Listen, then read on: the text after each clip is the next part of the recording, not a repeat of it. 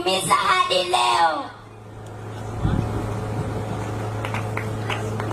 Ninafahamu kuwa vikoba na michezo inatusomesha, kutuvisha na kutulisha, lakini isiwe sababu ya mama yangu kusahau wajibu wake wa kunilea.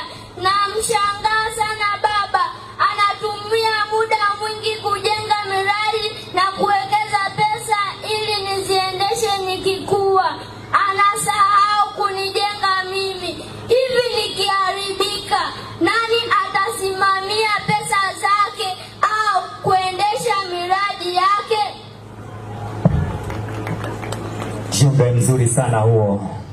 Ili kukweka majukumu, baba yangu aliamua kunikataa nikiwa bado mchanga. Hivi sasa ameona na nawiri na mama anang'aa, amerudi kuomba radhi. Sisi tumsamehe au na sisi tumkatae, ila nitamwomba mama tumsamehe, maana mtoa hukumu siku zote ni Mungu.